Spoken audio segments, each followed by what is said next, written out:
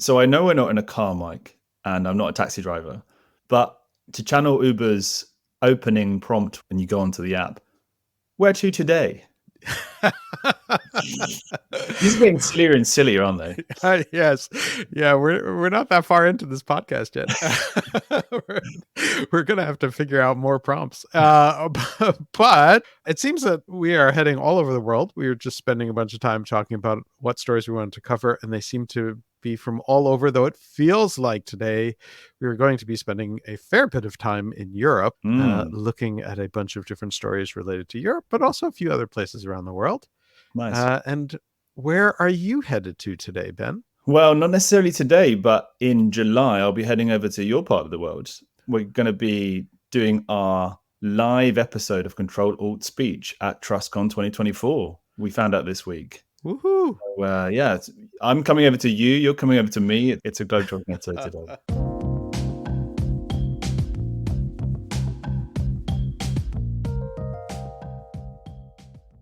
Hello and welcome to Ctrl-Alt-Speech, your weekly roundup of the major stories about online speech, content moderation, and internet regulation. This week's episode is brought to you with the financial support from the Future of Online Trust and Safety Fund. My name is Ben Whitelaw. I'm the founder and editor of Everything in Moderation, and I'm riding shotgun today with Mr. Mike Masnick. I hope you're paying your fare, Mike. I won't have anybody jumping out today. Well, the question is, what am I going to rate you at the end of this ride?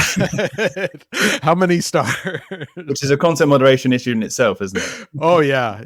There's so many things. There was a discussion I had recently with someone about how, at least in the US, I don't know if this is true elsewhere, but if you ride an Uber, it's basically rate 5 stars or destroy someone's life. Like, if it's anything less than 5, that they know that they're in trouble. Yeah, but there's been some horror stories as well. Yeah. Yes. The same thing here, like drivers chasing passengers to get them to re-rate their journey because it's that kind of effect. It's kind of bleak.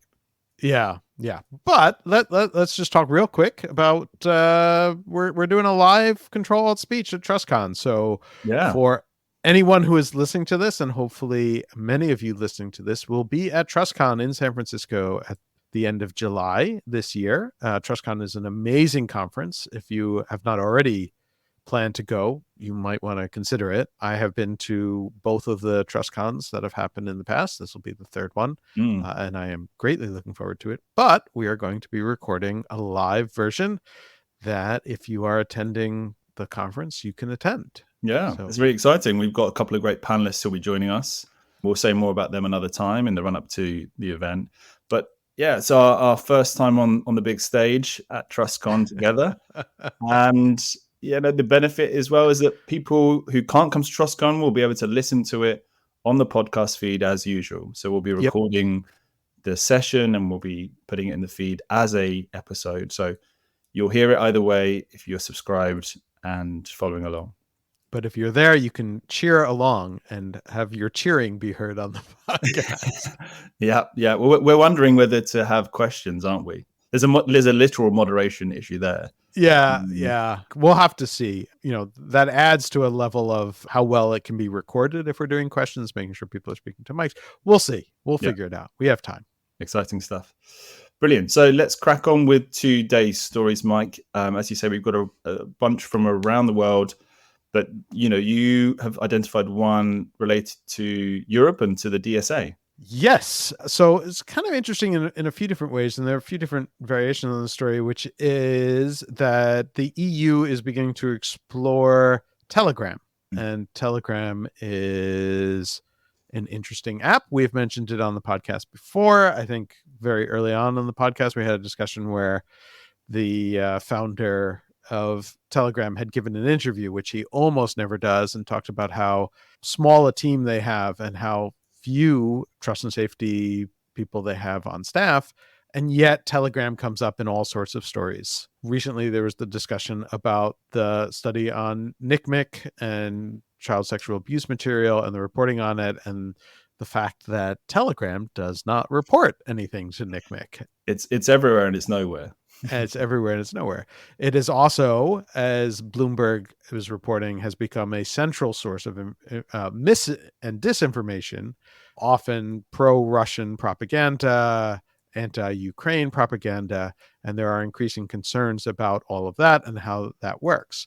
Now, as anyone listening to this will know, the DSA has been in existence now for a little while, and part of what the DSA is supposed to do, for better or for worse, and people know I have my concerns about how the DSA is set up and what its impact on speech is and will be in the future. But part of the DSA is supposed to be a way to deal with and hopefully slow down the spread of mis and disinformation. And the way that Telegram has so far gotten around that is to claim that it is too small, that it is beneath the threshold, just barely beneath the threshold to qualify. And so it sounds as though the EU has decided, like, hey, maybe we should look into that. and so, beginning an investigation to determine whether or not it really has the 41 million users that Telegram claims, which puts it just nicely beneath the 45 million threshold that the EU requires to become a VLOP, a very large online provider under the DSA.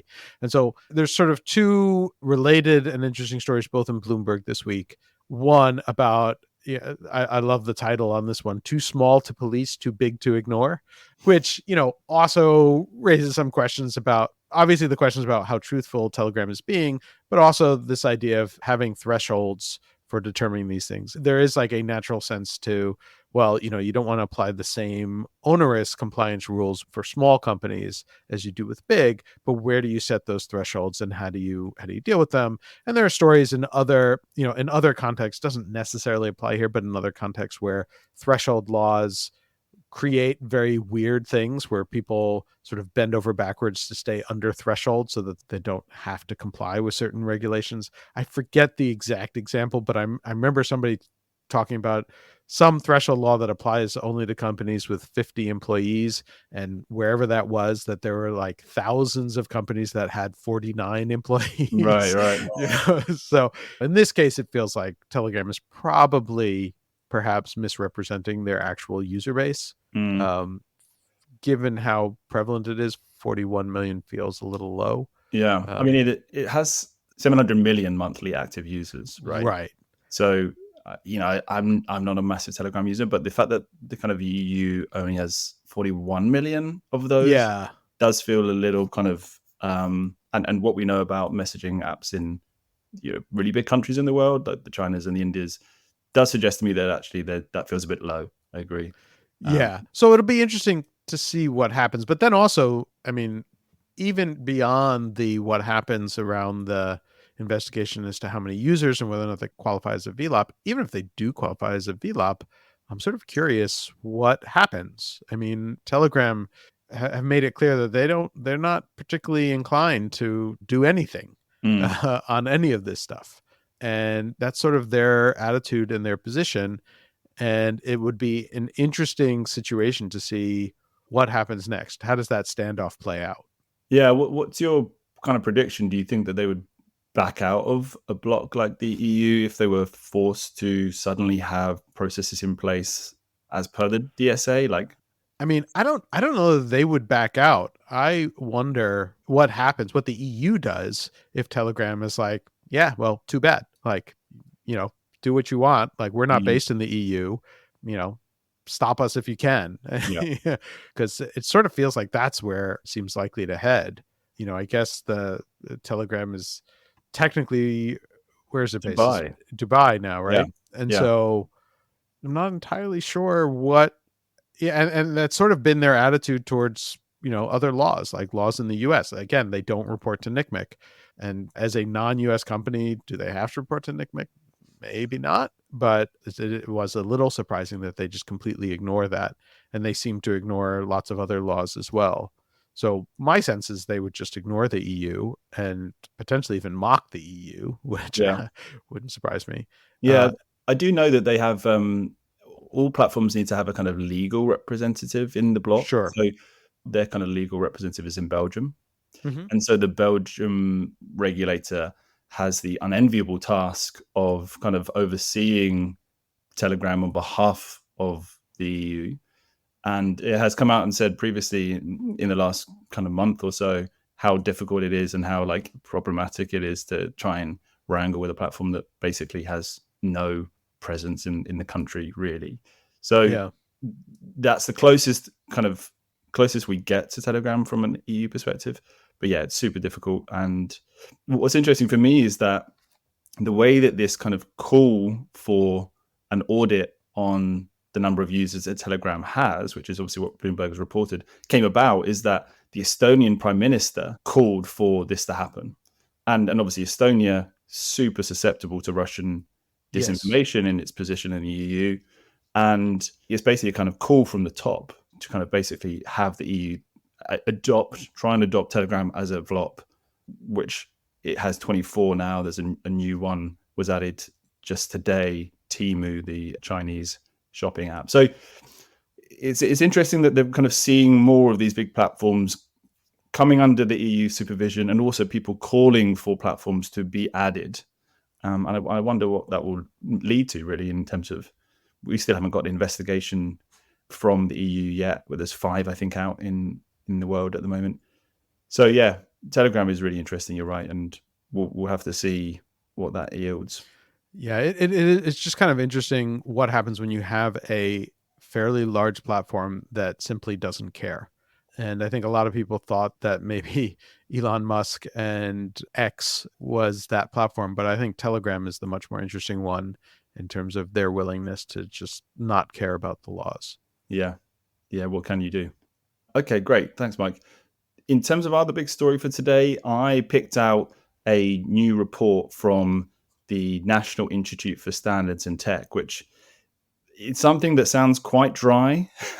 um, don't want listeners to turn off, so I'm going to try and explain it as quickly as I can. This is a really interesting new report, actually, by what is essentially a kind of standards agency in the US. They do a bunch of things related to kind of creating regulatory frameworks for everything from cyber security to astrophysics.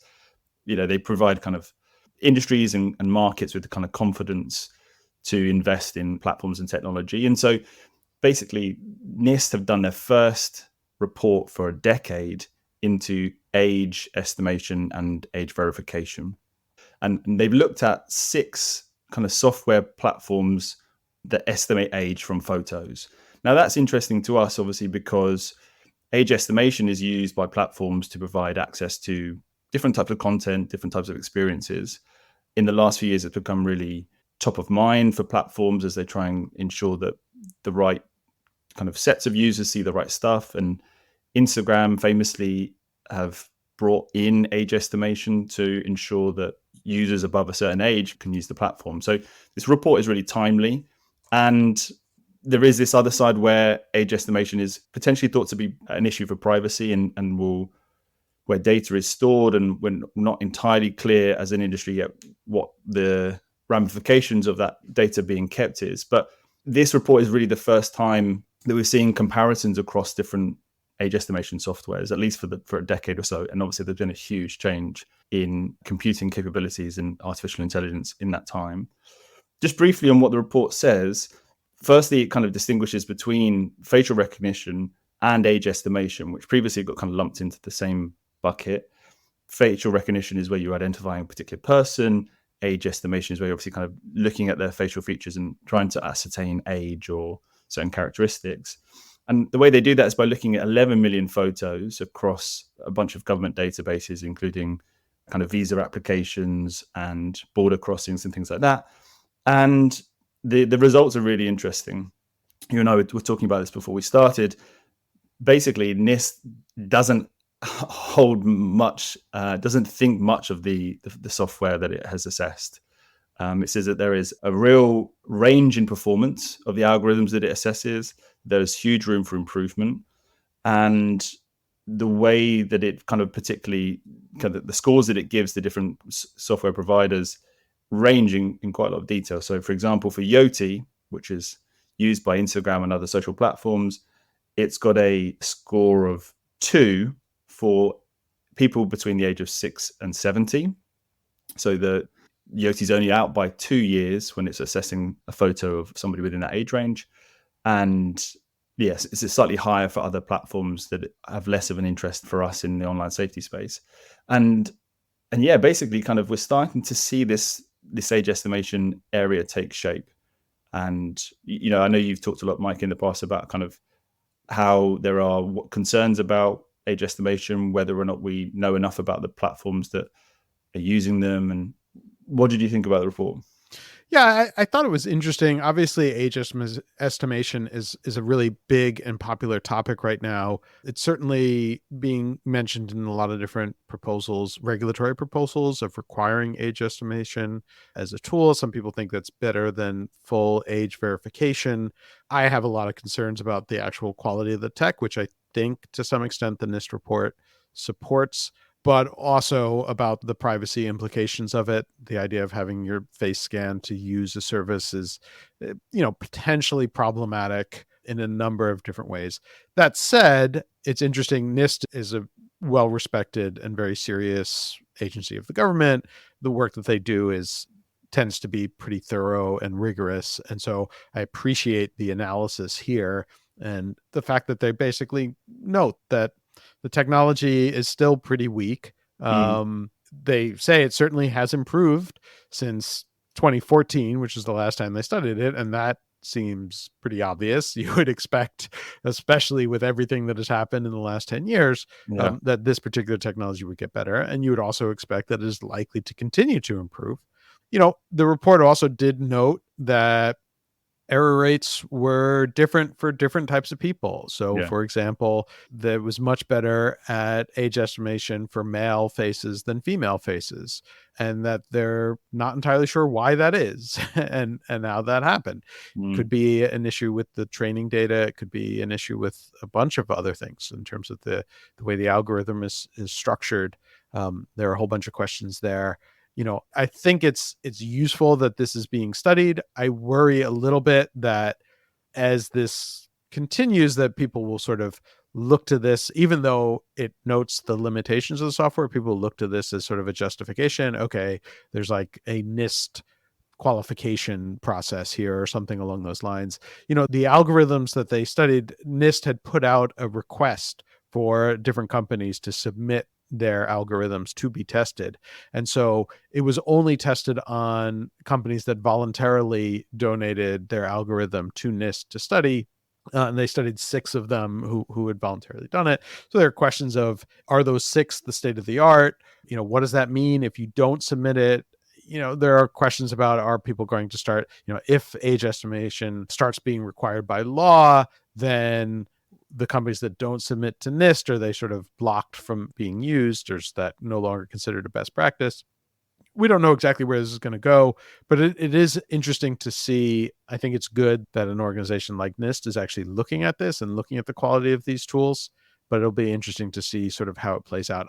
I did find it interesting that, you mentioned Yoti, and Yoti has a press release about it that sort of presents this as vindicating their software. And I'm not sure that NIST is really doing that, because NIST no. definitely makes it clear that like the technology still has a long way to go to improve. And, Yoti may have done well compared to the other 5 algorithms that were submitted in certain categories. But I think that this technology is still in a pretty nascent stage, and there's still a long way to go. Yeah, I agree. And there's questions for me about this kind of specific nature of online safety as well. So the database that NIST is using to kind of, I guess, provide these scores and these benchmarks, it's not specific to a kind of online safety context.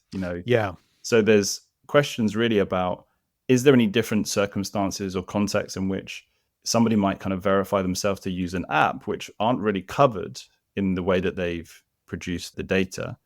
And the other thing is that the thresholds for that kind of work might be different. So Yeah. the report makes very clear that it's not about defining thresholds. Different uses of this technology will require different age thresholds. It feels like for a social platform trying to ensure that teens don't use the app, or maybe a site that has mature or adult content, that tolerance has to be much smaller, because even if it's only 2 years, that could be somebody who's really quite young to be accessing a porn Yeah. site. So I don't know if it's quite as bespoke as it needs to be for online safety, but it's still a big deal that they've decided to do this report 10 years after the last version. Yeah, yeah, no, I think it is important. I mean, a few weeks ago we had talked about. I think this was actually when Alex was here instead of you, about OnlyFans doing age estimation and being accused of setting the level of it at a different age than they had claimed. And Right. so the claim was that the age estimation software had to predict that you were over 25, I think, but they'd really set it to 21, which was allowing in younger users. And so that error rate becomes really, really important in terms of how this is handled. And sort of, there are also other questions about what do you do if somebody fails an age estimation situation? Does that then switch to verification? Does that person automatically get blocked? Are there other remedies or other situations that are taken into account? These are all things that I think people are still figuring out what are the best practices and how they're going to be used. But it is interesting and I think important work to see, NIST beginning to explore these technologies. Yeah, agreed. And the wild thing in a way is that, and this is only really clear by reading the OT report, is just how extensive this technology is used now, right? Where Yes. Yeah. Yoti itself is used across Instagram, Facebook dating, OnlyFans, TikTok, Yubo, Epic Games. It kind of boasts in this press release. And I don't think anybody would really kind of know. They've never heard about Yoti, and platforms who have used that technology to provide a kind of check has not to this date had a NIST report to really rely on. So they've obviously got the assurances they need to be able to integrate that into their platform. They'll probably be feeling better now that this report is out. And Yeah. I'm sure others will too. But it's interesting to note that this has happened without such a report, and probably will therefore really increase the adoption of this tech. Yeah, I mean, the thing I'll note is that contrary to maybe the mainstream narrative that some people believe, a lot of platforms out there are trying to make sure that they are safe for that they are age appropriate in terms of what they allow. And that is a huge challenge and raises a whole bunch of questions, some of which we've discussed here. And so, the fact that these companies have been testing these kinds of technologies and making use of them already is not that surprising if you spend time in the space, but maybe is surprising if you believe the sort of mainstream news narrative that the companies don't care and want to addict kids and destroy their lives or whatever the narrative is. So, yeah. Before we move on, to what extent do you think the kind of privacy questions are, I don't know, kind of answered by the report like this? So you do the kind of age estimation issues, are they lesser than the kind of facial recognition ones?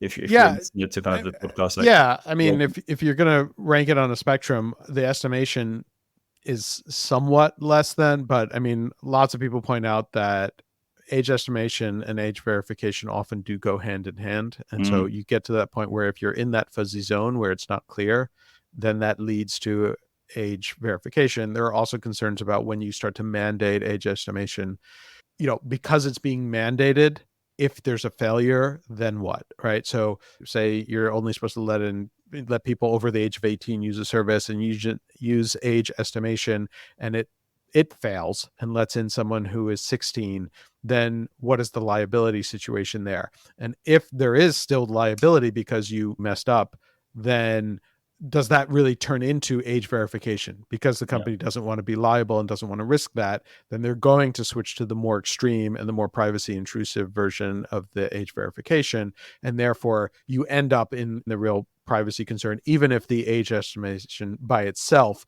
doesn't feel as privacy invasive as a full age verification. Yeah.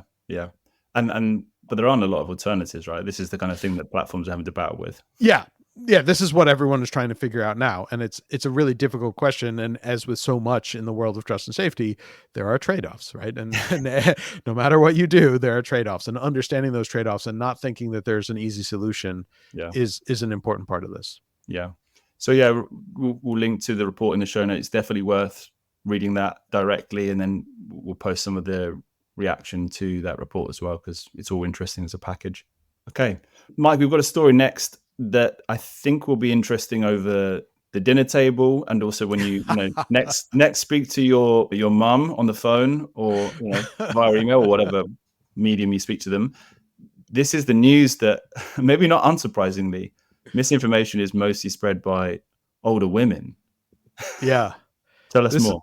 This is a fascinating new study that just came out in Science, one of the major Mhm. science journals out there. Super sharers of fake news on Twitter, and so it was looking at that, and then there is this sort of mainstream assumption that mis and disinformation providers are, you know, young dudes. I think is sort of the way it goes. Or I mean, there's all these concerns about teenagers and not being able to tell real information from false information. And Yeah. yet there have, for a long time, lots of people have said like, no, the real problem is really like old people on often Facebook who just don't know any better and believe Yeah. everything that they see and just don't have the sort of like media literacy that younger people are hopefully being taught. And this study sort of supports that and kind of in an interesting way, and found that the biggest sharers of false information, they call them super sharers, tend to be older women, middle-aged women, often living in somewhat wealthier areas in the US, often in Arizona, Florida, and Texas. Okay. I'll maybe leave aside commentary about people who might live in those states. But that has become a major vector of the sharing of false information. And this, it's kind of surprising because so much of the conversations around disinformation doesn't focus on that particular demographic, and yet Right. that's what the study says is where a lot of this is happening. And how are they able to just unpack for us, Mike? How are they able to know that it was women? What's the methodology that allowed them to do that? Now you're going deep into my knowledge because I read this a few days ago. Okay, so they had a panel. It's 664,000 registered US voters who were active on Twitter during Okay. the 2020 election. And then they identified super sharers of people that accounted for 80% of who were sharing fake news content on the platform. Right. And then they were able to sort of track who was who based on the data that they had. Okay. Um, and so I hadn't gone that deep into the methodology beforehand. So maybe there are some questions around that. But yeah, from what I'm seeing, I mean, it looks legit, but I could go deeper into it Yeah. Okay. I mean, that's afterwards. definitely interesting. There's, kind of is counterintuitive, right? The idea that it's older women that are the It's vectors of this stuff. I don't. Yeah, I mean, I don't know if it's counterintuitive, but it's certainly not like the mainstream that people think about, Mm, and is kind of interesting. And I did think that it was like there was the other study this week, which is not the same, but I thought was interesting in conjunction with that, which is the study that came out of NYU and the University of Michigan looking at Nextdoor. So much of the conversation about social media and disinformation and all of that kind of stuff focuses on Twitter, Facebook, Instagram, TikTok. And there are other platforms, and mm, Nextdoor is a really interesting one. Certainly, in some ways, a controversial one that there's a lot of discussion around. I think anyone who uses Nextdoor, has this experience where it's an interesting platform. It's because, basically you can only interact with people who are in your geographic nearby mm. vicinity. It creates a very different experience. And there is no sort of general Nextdoor. And yet it often feels that the experience that people have on Nextdoor is very, very similar, where they often are horrified by their neighbors, where it seems like a place to raise perhaps unjust concerns Yeah, yeah, yeah. We about we were saying people. beforehand. It's always a message that pops up saying there's a man walking suspiciously down the street, Yes. um, Yeah. or some sort of grainy picture of a door cam, which Yes. could be There, anything there are a from lot of those. best view. There Um, there are also, certainly useful aspects to Nextdoor in terms of like, need to find a plumber or a babysitter or something along those lines, but there are concerns. And so it's interesting that, it's just a platform that hasn't been as well studied, and NYU was studying it and found some similarities to this other report that we were talking about, that it is, more widely used in sort of suburban, more affluent neighborhoods, which matches a little bit with the disinformation super spreaders. right. I'm not saying there's a one-to-one overlap, and they're looking at two different things, but it is interesting to think about the normal conception of the concerns that people have about social media are not often looking at like local communities and local sharing and who is doing that kind of sharing. And somebody had just pointed out to me recently that, Nextdoor is like the prime example of why real names is not a solution to the problems of social media, because Yeah. people on Nextdoor use their real names and are often horrible. Yeah. Yeah. um, and so it is interesting to begin to think about different ways in which, what communities there are, how they're intermediated by social media, who are the people who spread different kinds of information in different ways, and just beginning to see these interesting studies starting to come out. Yeah, definitely. And this it's quite funny to think that the cause of misinformation is kind of high income urbanites with lots of time on their hands with kind of twitchy. I think I said it on the podcast before. Curtain twitchers with twitchy fingers. There's like people worried about the what things mean for them is kind of a thread that spans across those two pieces. So Yeah, watch out if absolutely. you have neighbors like that. We all have neighbors like that, unfortunately. You just don't know them yet. Yeah. Okay, great. That's really interesting, Mike. Thanks for digesting those pieces of research. Talking of, I guess, like real world dynamics playing out online, I was really interested by this piece that CNN published this week about how social media babies, kids who have been captured online, taken photos of, and had pictures posted of them on their parents' profile, were kind of rising up against this trend and urging lawmakers to protect their rights. This is something that I was completely kind of passed me by. I've never something that happened to me, and I don't know if I'd ever do this if I've had kids. But basically, there's a tranche of kids, influencers who are trying to get laws passed in various US states against the monetization of kids' lives online. It's called sharenting. I didn't know this. So kind of parents who share online. And there's a couple of laws that have been passed in Illinois. It's coming into effect in July, and a few others in train as well. Basically, this piece outlines the impact of parents who share lots of photos of their kids.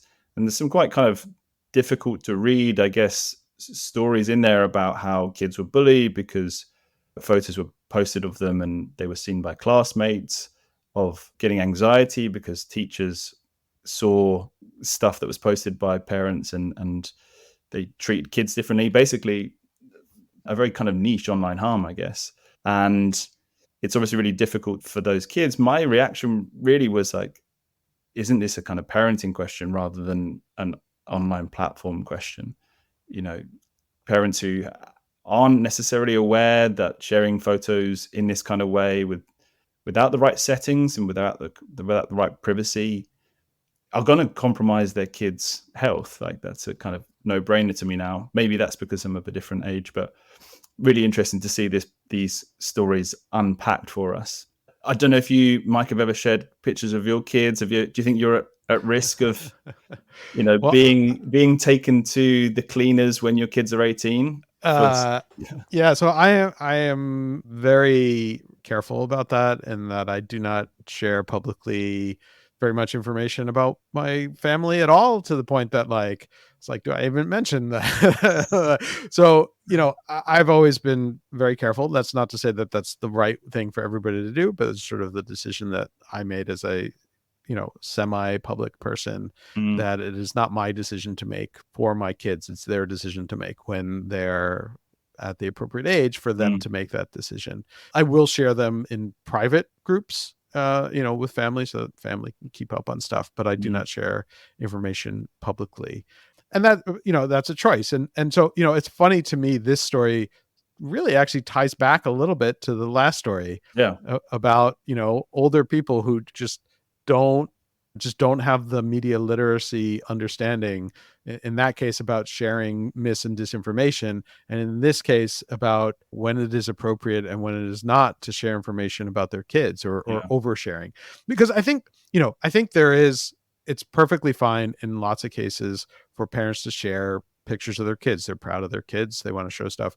I think where the issue comes in, and where that CNN article really gets deep, is when it's a parent who is trying to be an influencer, who is going to a different level, and Yeah. they're doing it for their own benefit, not for their child's benefit or not for their family's benefit. Like, there are lots of cases where I think it's totally appropriate to share, your kid wins a dance contest or something, and you want to share a photo of them with the award or something, or they graduate, or whatever it is. Like, I think that's natural, and that's just being a proud parent. Where the issue comes in, and what I think is highlighted in this article, is that these parents are doing it for themselves Yeah. and not for their kid. And that is, I'm making a judgment there, and maybe that's unfair, but reading through this is oversharing, and it is entirely about the parent rather than the kid. And Yeah. that is, I think, in many ways actively harmful. And that's sort of what is coming up. In terms of the laws that are coming out, I think those laws are really just kind of matching sort of child actor laws. Like, there were a whole bunch of stories many years ago about child actors where their parents basically, again, for the parents' benefit, that the parents are taking all the money that the child actor was earning. And then when the child becomes of age, they're kind of broke and left on their own. The parents made all the money and are often terrible about it. And Right. so there were these laws passed that if you're making money, that a significant portion of that money has to go to the child, maybe in a trust fund or something that becomes available to them at an older age. And that's what the Illinois law is like. It's sort of matching that kind of thing, but for online parent influencers who are sharing stories about their kids. And again, like, I'm certainly not in a position to tell anyone else how to parent, but there are these questions of like, how much of this really is on the parents versus how much of it, and some people claim that, like, the nature of social media today encourages people to overshare, and that leads into this. Yeah. I tend to think it's, there is some level of common sense that should be applied. And I understand that you don't have to take a class to become a parent. There's no requirements to become a parent. And so different people have different approaches to it. But I hope that this is the kind of thing that parents will start to learn about what they feel is appropriate and what sorts of rights their children have to privacy and how they want to handle that. As I hope that a lot of the issues that we talk about, including around disinformation, are ones that, as the older generation gets older and the younger generation is taught these things and educated on media literacy and privacy, that maybe society itself begins to take care of some of these issues. Yeah, no, certainly. It's really interesting little piece. I think that definitely opened my eyes to some of the potential misuse of platforms, even beyond the ones that we know about and talk about a lot. Yeah. Okay, so that covers off, I guess, kind of the offline versus online little tranche of small stories. Talking of kind of how parents monetize their children on a platform leads kind of neatly onto TikTok and the story you spotted in the Washington Post. Yeah. I was going to say, is TikTok a situation where kids monetize their parents? Monetize themselves, maybe. Yeah. Though I have seen there are some accounts of like people sort of, younger people turning their parents into, it's sort of the reverse. Oh, really? Yeah. Well, I'm not going to, that's beyond the point. This particular story was interesting. Obviously, there's been all these discussions around the TikTok ban in the US, and there's the legal fight that is currently progressing and has been accelerated this week. I think the court set timing for how that is going to play out, and hopefully they're going to go through that relatively quickly. So it'll be interesting to follow that. But the Washington Post was reporting on some of the details of the deal that TikTok apparently offered the US government. Some of this I'm pretty sure I'd heard before, and so I'm not sure all of this is new, but it was talking about like Project Texas, which we've spoken about in the past, sort of taking it to another level where TikTok effectively offered to give the US government almost full control over TikTok. I mean, it would allow them to determine who was hired in certain key roles and certain, oversight roles. They also offered to give the US government effectively an off switch if they felt that TikTok was not following these rules, that they could turn the app off. And it struck me as like, that's crazy for a bunch of different reasons. The article presented it as in this idea that like the US government wanted to control TikTok and was worried about why wouldn't it take this deal, because basically TikTok was offering it everything it could have possibly wanted. And the way it's presented in the article is that the US government just started ghosting TikTok. They just stopped replying. They were having these conversations. TikTok offered this up, and the US government just like stopped responding. The thing that struck me, and that was not in the article, was that this would be terrible for a wide variety of reasons, including that as soon as you give the government that level of control and it's some sort of official deal, there's an issue with that we've spoken about in the past of the state action doctrine, which is that companies can moderate freely and do what they want because they are not state actors. They are private actors and they can make those decisions. That's part of their own First Amendment editorial discretion. As soon as they are state actors, then they have to abide by the First Amendment, meaning they cannot moderate in most cases. And so I think if the US had taken this deal and TikTok had gone by it, that there would be very credible lawsuits, not like the Murthy lawsuit, which we've discussed was not credible at all, but there would be very credible lawsuits claiming that TikTok was now a state actor and therefore could only moderate based on the First Amendment. And so I almost wonder if the reason the US rejected this deal was that some lawyer there was like, this would be the opposite of what we want because it would actually limit what TikTok could do in terms of its moderation capabilities. Yeah. But it's not mentioned in the story at all. And it just struck me as a really odd omission. That's really interesting. So this idea of the kind of the deal going dead, do we have any more information about like why that was? Or do you hear anything from Grapevine? It's unclear. I mean, this was part of the discussion with CFIUS, which is the agency that regulates sort of foreign ownership of companies in the US. And they had been negotiating with TikTok for a while. It came out a little bit in the lawsuit. When TikTok filed it, they said, look, we've been negotiating. This begins to get into the First Amendment weeds, but like there are questions of like when under different types of scrutiny under the First Amendment, is this like the least problematic way of dealing with it? Right. Were there other options that would have less of an impact on speech?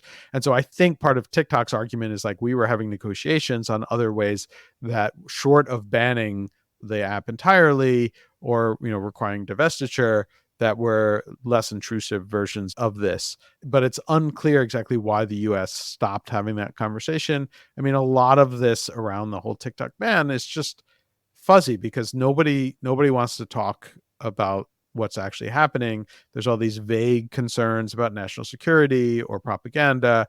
And again, like there are different situations based on that. If it's a national security concern, you handle that in one way. If it's a concern about propaganda, you handle that in another way. And in fact, the First Amendment sort of prevents you from handling that. And so it's unclear exactly what the reasoning was, what the thinking was. I feel like this particular story was probably leaked from the TikTok side to sort of present like, hey, look, we tried to give the government everything that they wanted and they didn't take it. But my guess is that the US government probably looked at that, and I'm sure that they had lawyers who said like, wait, this will never work because this would just create a huge different kind of headache. Yeah, it kind of casts the ban in a slightly new light on both sides. Yes. It? Kind of maybe explains why the US government pursued a ban, because this alternative obviously has massive holes and massive reasons for not being pursued. And, also on the TikTok side, like you mentioned, kind of suggests that there were other options on the table which were ignored. So it's clearly all in the run up to the kind of decision basically on the ban happening, right? So we'll probably see a bit more of this. Yeah. And I mean, obviously, like there are other things that could have happened in between these two different things. It's not just ban or give the US total control. I think TikTok is really trying to present it as in like, hey, look, we were willing to go and do whatever you wanted, whatever would make the US happy, short of being banned or short of divesting, having ByteDance divest. And so, it'll be interesting to see how this plays out, whether or not this impacts the lawsuit at all. But it did strike me as kind of an extraordinary idea that the company even offered this. And it does raise other questions, which did come up a little bit in the Murthy case around like Meta saying around COVID, we're just going to accept what the CDC says is mis and disinformation. And that's one thing that begins to toe this interesting line of, as a private company, you can say we are deciding to rely on the experts and the experts happen to be government. But at what point does that switch over to like now the government is deciding who gets blocked and who doesn't? That's a really interesting and kind of meaty legal question. And it's not clear that there's a real totally clear answer on that. Though there was just yesterday, the US Supreme Court came out with a ruling in the Vulo versus NRA case. I'm not going to get too deep in the weeds on that. That was heard on the same day as the Murthy case. And that where the unanimous Supreme Court said that when there's coercion by the US government to try and get a platform to moderate in a certain, this wasn't moderation, but when there's coercion by the US government to get third parties to act in a certain way based on disfavoring certain speech. In this case, it was a New York official trying to get insurance companies to not work with the NRA and effectively threatening investigations of the insurance companies if they didn't cut business ties to the NRA. Right. And it was basically said like, yeah, there's like clear threats and coercion there. But what happens in the case where the companies willingly, what if you take that same case and the insurance company is going to that same elected official regulator and saying like, hey, tell us who not to work with? Then what? Like, is that still a First Amendment violation or what? And so I think that's sort of a big question that's coming that we'll have to deal with. Yeah, interesting. Yeah, good to have TikTok back in the agenda after a few weeks of not being mentioned. It's always there lurking in the background. And to wrap up today's episode, our final story that we wanted to talk through was actually another DSA story. So we're bookending today's episode with some more DSA. And the Tech Policy Press have done a really nice series of articles, 100 days on from February the 17th, which was the day when DSA became applicable for all online intermediaries in the EU. And there's a whole number of articles that I recommend going away and reading. But the piece I really enjoyed and thought was really interesting was an interview with Ireland's Digital Services Coordinator. We talked about DSCs before. They're the kind of role appointed basically as a coordinator between the national regulator and the EU to kind of be a bit of a bridge between the two. And this guy, John Evans, from Ireland's new media regulator, the Commission Namian, which is hopefully a pronunciation that will please my Irish ancestors, talks about the kind of scaling up the regulator from 40 to what will be 200 people at the end of the year, talks about kind of splitting between broadcast as one of the kind of focuses, but also having a large contingent of people focusing on online safety.